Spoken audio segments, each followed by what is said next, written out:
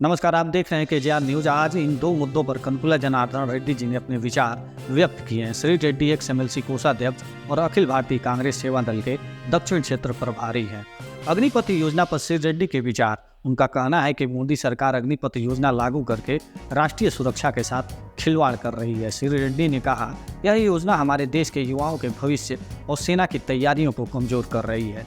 क्या यह सच नहीं है कि अग्निपथ योजना ने सेना में भर्ती की संख्या को 75,000 प्रति वर्ष से घटाकर 46,000 प्रति वर्ष कर दिया? इससे हमारी सीमाओं की सुरक्षा पर प्रतिकूल प्रभाव पड़ेगा, विशेष रूप से जब चीन की ओर से लगातार खतरा बना हुआ है। श्री रेड्डी ने आगे कहा कि रक्षा मंत्री को बार बार यह कहना पड़ रहा है कि वे इस योजना पर पुनः विचार करेंगे और इसमें सुधार करेंगे। उनके अनुसार यह स्पष्ट रूप से दर्शाता है यह योजना बिना किसी उचित विचार विमर्श के लागू की गई है। उन्होंने चिंता व्यक्त की कि सेना के विभाग भी नए सैनिकों की भर्ती में लगातार गिरावट को लेकर चिंतित। श्री रेड्डी का मानना है कि यह गिरावट इस दशक के अंत तक अपने उच्चतम स्तर पर पहुंच जाएगी। जब तक अग्निवीर योजना को समाप्त नहीं किया जाता, तब तक हमारे देशभक्त युवाओं को न्याय नहीं मिलेगा। अब दूसरी खबर की ओर बढ़ते हैं। तेलंगाना सरकार ने 3 जुलाई 2024 को चेरलापल्ली केंद्रीय कारागार से 213 कैदियों को समय से पहले रिहा किया है। इसमें 178 पुरुष और 35 महिला कैदी शामिल हैं। इस मुद्दे पर श्री रेड्डी ने कहा, यह एक स्वागत योग्य कदम है। हमें अपराधियों को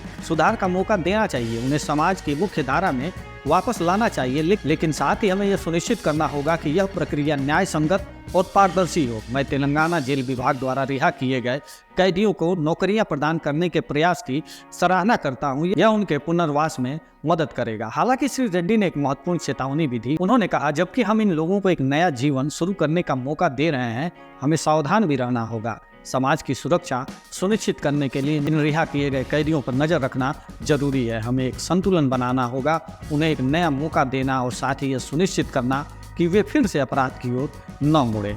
श्री रेड्डी ने सुझाव दिया कि सरकार को एक विशेष निगरानी तंत्र स्थापित करनी चाहिए जो इन रिहा किए गए कैदियों के पुनर्वास की प्रगति पर नजर रखे और आवश्यकता पड़ने पर उन्हें मार्गदर्शन और सहायता प्रदान करे।